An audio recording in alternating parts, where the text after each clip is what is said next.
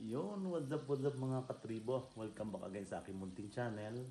Kung matatandaan niyo, medyo tagal-tagal na akong hindi nakapag-upload ng video. So, sana naman ulit yung aking pagbablog. So, thank you. Thank you sa lahat, sa inyong lahat. And of course, sa Panginoon. Thank you sa mga blessing. So, for today's video ay ako ay maglilinis nitong aking aquarium. Siguro ito mahigit ng isang buwan na hindi nalinis. Oh, medyo kita nyo naman, medyo maitim na yung mga bato. Oh. Ang dumi na ng mga halaman. Ayan. So, yung mga isda naman ayan, madaming isda tsaka ngayon ay winter. Ayan, kita nyo yung ating thermometer. Yan ay may heater siya. Oh. Ayan ang heater niya. Oh. So, pakikita ko sa inyo paano ko maglinis nitong aquarium. Ayan. Imagine niyo mga katribo, itong mga isdang ito ay aking sasalain at aking ilalagay sa isang lalagyan para malinis kong aquarium. So yung isda ay hindi ito lang, napakadaming maliliit pa dito. Ayan, oh. Mapapansin nyo, ang dami. Mahirap yung isa-isahin. So, update ko na lang kayo sa mga gagawin. Ayan, ang dami pa, oh. Doon sa likod, ang dami. So, ayan. Kaya, at ayan, nga pala mga katribo, dumaan na rin ako doon sa bilihan itong pang-brush ng mga bato. Ito namang foam na ito ay gagamitin ko pag kukunti na yung tubig para hindi ako mahirapan ng pagsasalo. At bumili na rin ako ng maliit na timba para madali yung ating hakutan ng tubig. So ayan, so malinis pa naman yung tubig niya, malinaw. So, ang ating problema nga lang dyan ay yung mga lumot. At syempre yung lumot pagka ganyang medyo matagal na medyo hindi na maganda yung amoy. So, bali yan. Yung isang tawag dito, pump na yan ay hindi ko na nagagamit dahil sinalpan ko na nga nitong nagbububula na ito. Mas maganda ito dahil hindi siya nilulumot. Ibig sabihin, yung tubig walang tigil ng kagagalaw. Saka lang naman nagkakalumot ang itong bubog na ito kung yung tubig hindi masyado magalaw. Pero ngayon naman kita nyo ito, mahigit na isang buwan, siguro mga 6 weeks na ito. Pero linaw pa rin ang tubig, kaya nga lang ay medyo may amoy na yung tubig. Kaya papalitan na natin para ang ating mga isda naman ay maging hindi na ma-stress. Ay, kita nyo, ang daming lumot. Yung mga tirang pagkain na hindi nakain ay nagiging lumot na rin. So, tribo at kumuha na rin ako ng isang palangganang tawag dito.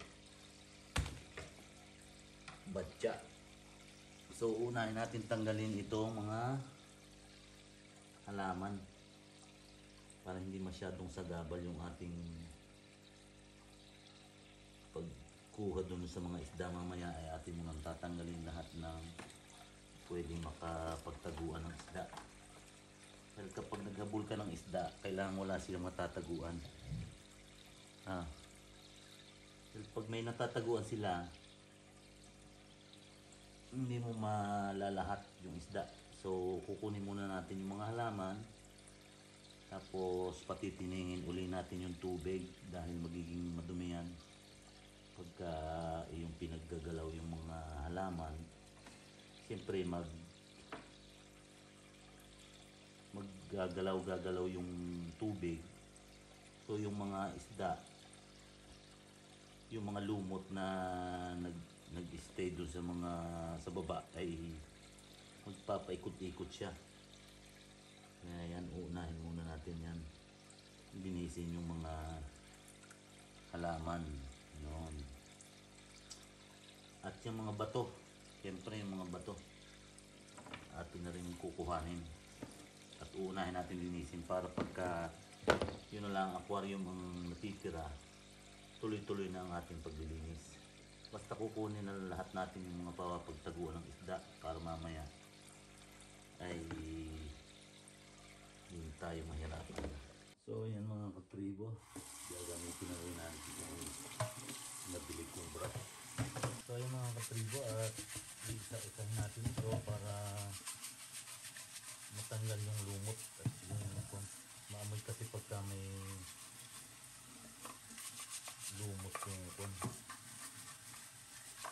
mga dapat ilagay doon sa loob. Matanggal natin ng konti kung hindi na natin malahat, no? Ayan, ayos na yan. So malinis naman siya, oh. Hindi naman siya masyadong nilumot. May mga bagay lang talagang may janitor pala ako na umiikot doon para maglinis nga ng mga lumot-lumot. Maganda itong nabili kong itong brush. At hindi natin kailangan gumamit ng sabon. Ayan. Pag tayo gumamit, maaaring sila ay mapiktuhan para malason pagka yung nilagay at hindi mo nabanlawan ng ayos.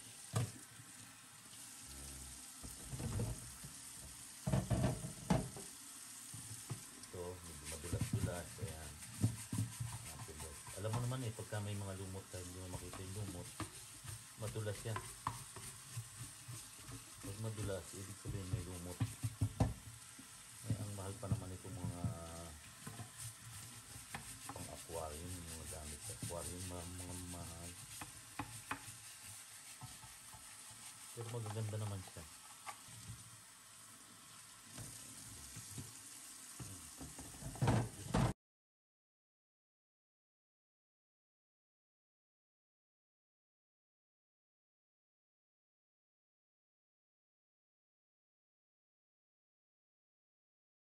So ayan mga katribo, nandito na tayo sa mga bato. Ayan.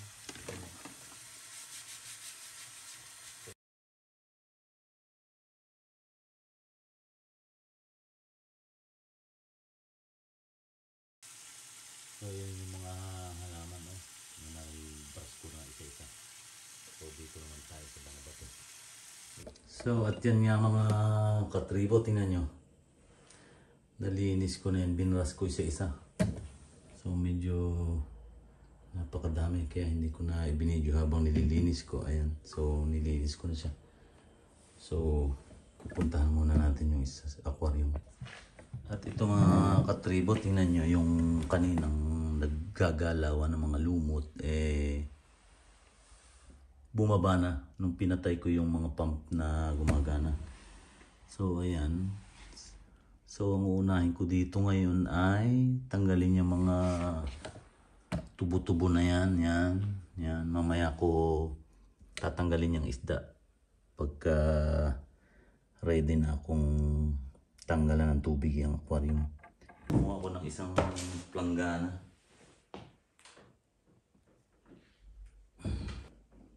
Yun.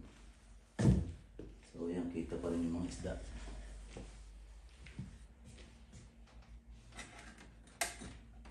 Tatanggalin natin ito. Ayan, masyadong madumi na Kailangan natin kiskisin din.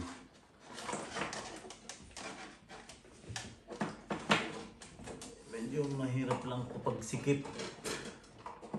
Kailangan nyo ng magandang space pag kayo mag-aquarium. Ayan. Tanggalin natin itong mga padikit. Tama wala. Dikit natin kung saan natin kinuha.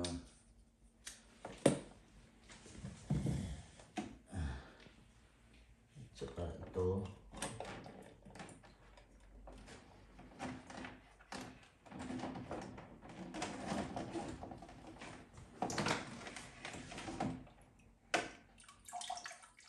Ito yung tinanggal ko na dati. Hindi ko lang natanggal sa tubig. Pero ito hindi na gumagana.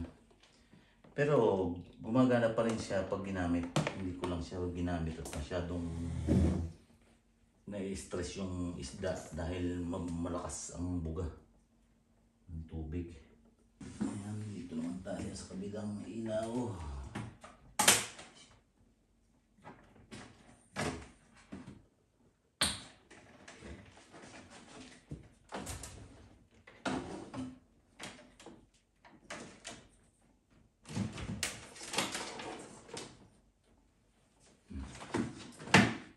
ito yung mga katribo sa sobrang dumi na.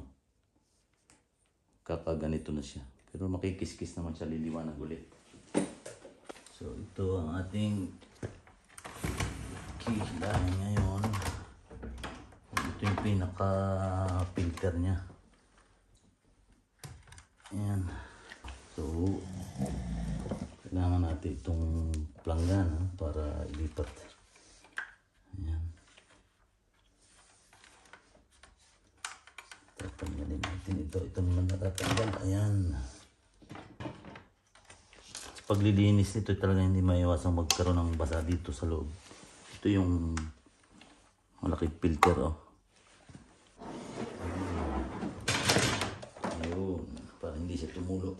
Kailangan nakaabang na yung palanggana. Ayun. Medyo masalimuot lang ang pag... Hirap. Ayan ang ating mga natanggal, oh.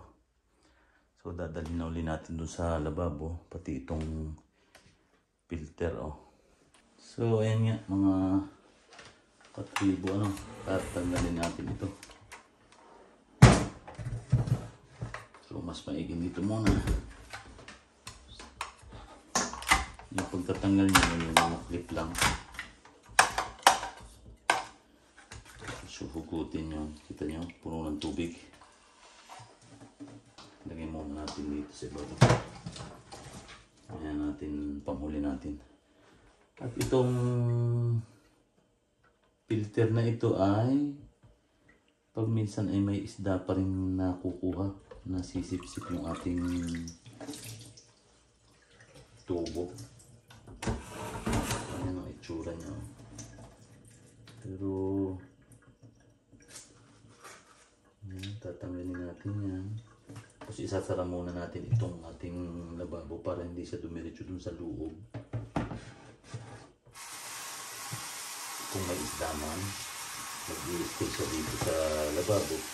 Nakikita natin, makukuha natin. So ang paglalapak ko naman ito ay parang pum lang, titiga yung kusot. Ayan. Nakikita ko sa inyo mga katribo. May isda siyang kasama. Buti na lang hindi ko siya nakusok.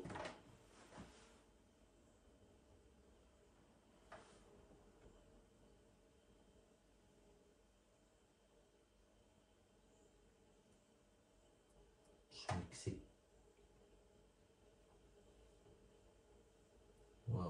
Kawawa naman. Kukunin ko agad yung pangsala. Ayan. Maliit lang siya kaya mahirap siyang makita. Ayun. Naku, tumakbo na ulit. Yun. So ito mga katribo, papakita ko sa inyo. Maliit lang siya pero buhay siya. Ayan. Kita niya ang maliit na yan. Ayan. Ito siya, oh. Ayan. So babalik natin siya dun sa... Ayan. At pag sure na natin wala na, pwede natin pakawalan yung tubig. Sisimulan ulit natin itong filter na ito.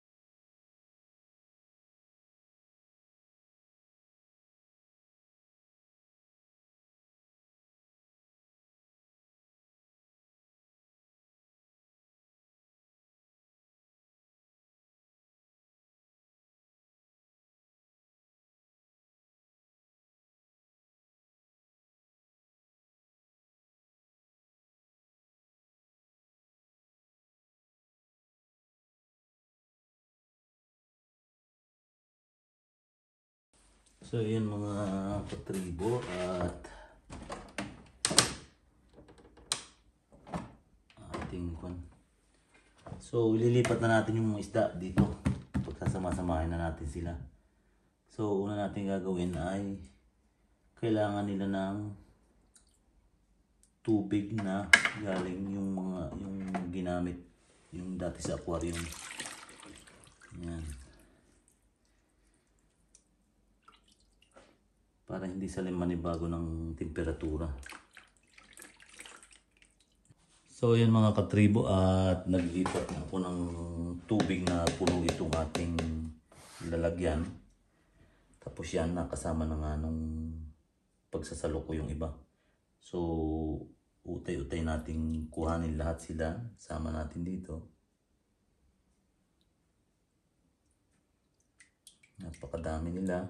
Kaya dahan-dahan lang para hindi sila masyadong ma-stress.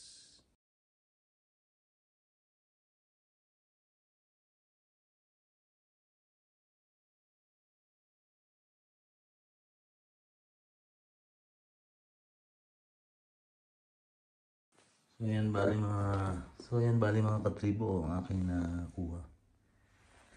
Ayan. Pero tingnan nyo, ang dami pa rin sa ilalim. Yan ang mahirap dyan, ang liliit. Kaya dahan-dahan natin tanggalin yung tubig.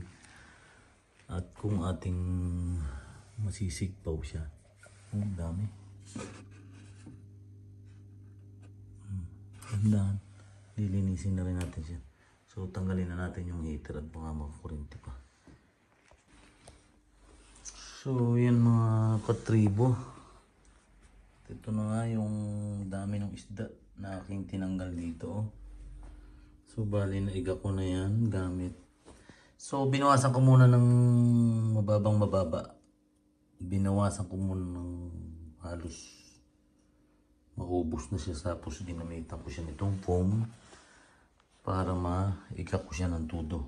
Ayan. So bali ayan, iniga ko na siya at aking binuhusan ng mainit na tubig. Tapos ito ngayon, ang ating gagawin, saka natin ngayon didinisin itong bubog ng dahan-dahan.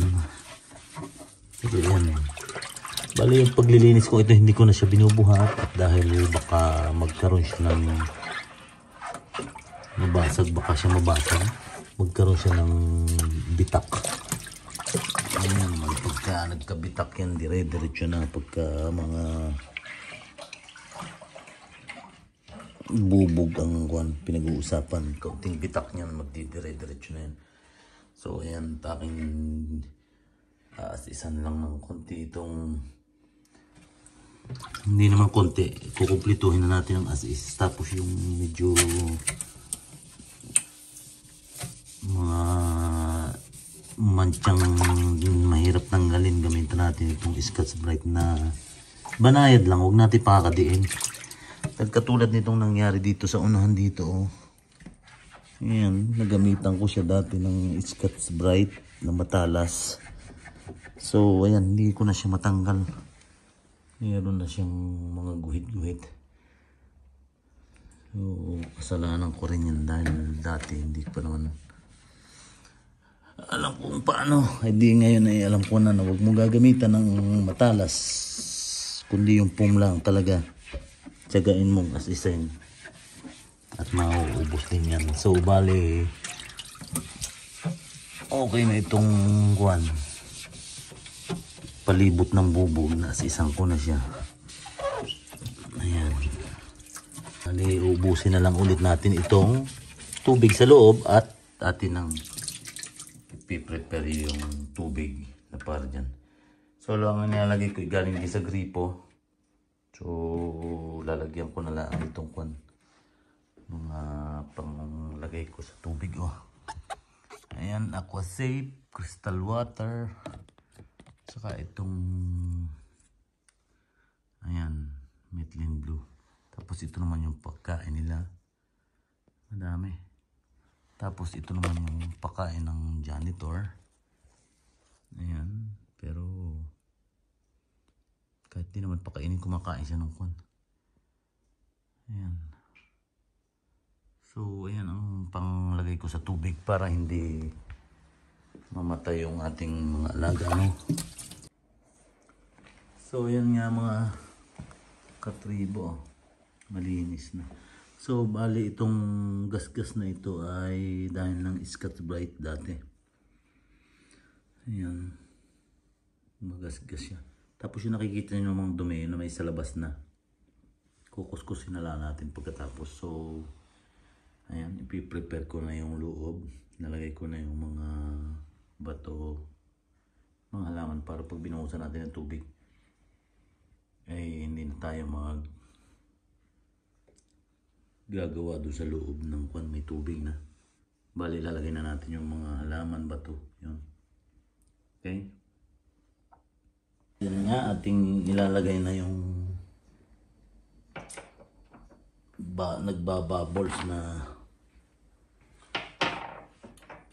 So yung tubo ay ating kukuberan ng hindi naman kitang kita. Hindi naman natin siya kwan dahil hindi kailangan siya maipit. Kukuberan lang natin ng bato.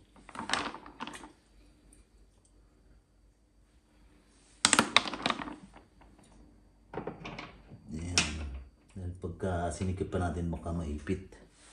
So lalagyan natin ng mga cover. Ayan, ganyan.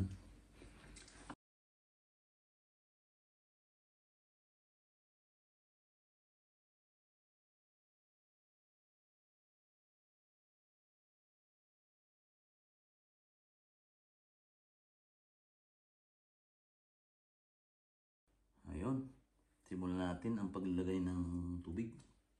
So ayan mga katribo, lagyan na natin ng tubig.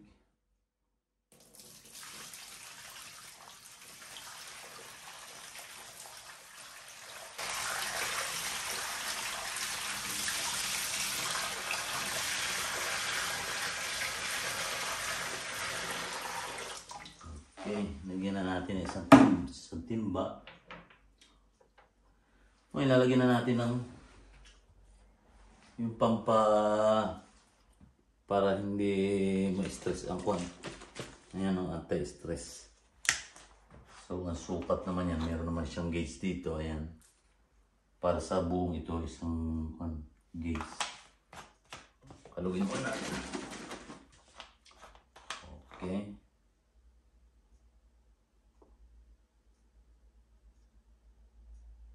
Ayun. Sa buong aquarium, ito lang pwede mong ilagay. Pag sinubrahan mo, baka lalong ma-stress ang isda. Ayan. Lalagyan din natin ng crystal clear ng tubig. Para clear na clear.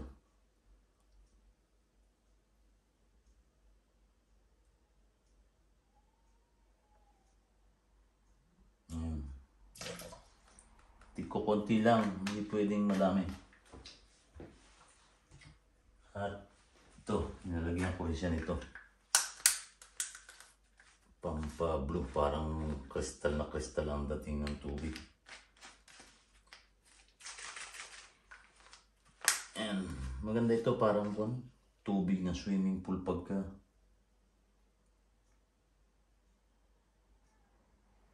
Ayun, konti lang naman. Yun, yan, kulay blue.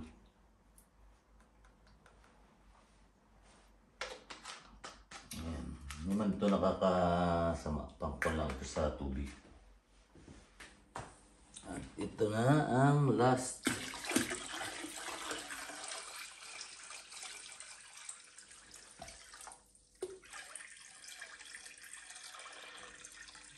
Okay. Yun. Yun yung level ng tubig. Tama. Okay. So, bali yan mga katribo. At tapos natin lagyan ng tubig. May mga pailaw na. Kompleto na. Nilagay na natin yung mga halaman, bato. So, iitayin na tayo ng mga 1 oras, 2 oras. Tapos, yan. Ito yung result ng ating paglilinis. Oh. Yan yung bula, andyan na. Alright.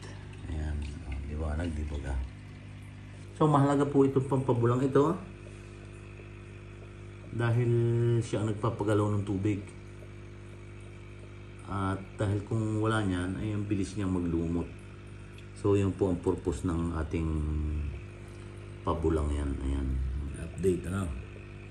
Tingnan, malinaw na ngayon. So ito naman yung ating isda na ililipat mamaya. Ayan, tingnan, madumi yung tubig. Ayan, ganun kadami yan. Sobrang isda lahat yan. Dilinaw po yan pag nilagay na natin doon. Dahil itong ating ginamit na tubig dito ay dati pa doon. Yung ating tinanggal dyan sa aquarium. Ayan, kita nyo ang ganda. Ayan, sa mga nagnanais mag-aquarium dyan. Ayan, medyo matindi lang ang paglilinis niyan. Sukat po nito ay 1 meter yung haba niya. Tapos yung kanyang taas ay 35. Tapos yung kanyang lapad. 40 itong height niya. Tapos yung kanyang lapad ang 35. Makipot, medyo makipot po siya. Pero mahaba naman. Kaya yun, makakagalaw ng ayos yung ating mga isda. Ayan o, linaw o. Clear na clear. Tapos yung mga halaman na yan, nagsisilbi po yan taguan ng maliliit. Para hindi makain ng malalaki. Yun po yan. Diyan na po sila nanganganak sa mga halaman na yan. Itong mga ibang batong ito'y taguan sa baba. So yun mga katribot. Ready na itong ating aquarium. Oh, clear na clear ang tubig. Oh. Ayan. At dyan, napaikot na natin. Ang temperatura ay 23. Ayan. 23, 24, 25. Okay lang yan mga katribo. Huwag lang tataas ng 28, 30. Mainit na yun masyado. Para sa kanila. Baka masuffocate. Masama din naman yung sobrang lamig. Ibababa sa 23 ay malamig. Baka lamigin sila. Tsaka sila babasa. So ayan. At ready na ito. At ito ang ating mga isdang. Ayan. Napakadami yan. Yung maliliit na yan, akala nyo eh, mga dumi lang. Yung mga inakay pa rin yan eh, maliliit. So pagkasama-samahin ko na rin ito. At siguro naman eh, sa isang buwan eh, may ilalaki na yan, maliliit na yan. Kaya nga lang mga katribo, itong mga inahin dito ay halos linggo-linggo may umaanak. Dahil sobrang dami ng maliliit oh. Dati-rati ito hindi to dapat malalaki na yan dahil yung inilagay kong mga maliliit dati ay mga isang buwan ng mahigit ay malalaki na. Tapos ngayon ang daming maliliit sa sulok oh. Sobrang dami oh. Oh. Ibig sabihin linggo-linggo may nanganganak. So ayan at ating dilipat na dito. Okay. So yun nga mga katribo at ating uumpisahan ng ilipat siya dito. Ayan. So ilalapit-lapit lang natin ng konti. Dito. Ilagay natin ng konti. Ayan. Tapos dito natin ilalagay sa may space na to. So ayan. Sasalok tayo. Oh. Ayan. Lagay natin dito. Ayan. Natin yung saya nila. Alright. Ayan. Hindi nyo mapapansin pa ngayon dahil maliliit. Kukunti pa siya.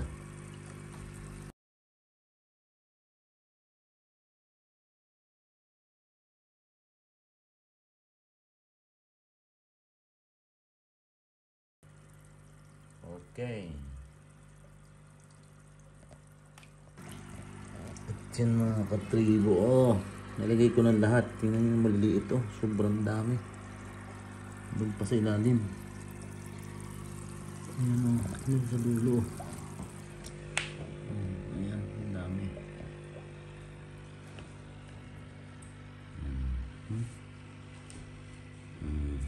Tingnan nyo doon sa banda. Ilalim ng naman. Ang dami yun.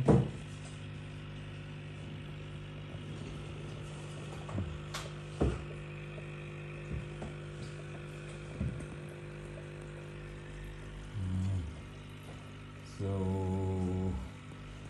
at yan nagtatapos mga katribo ang vlog ko for today. Ayan. So, maraming salamat mga katribo at sana patuloy nyo po akong silipin o suportahan sa aking mga gagawin pang video. So, ayun, Sandugo Vlogs po. Nagpapasalamat sa lahat. Thank you so much. Bye-bye.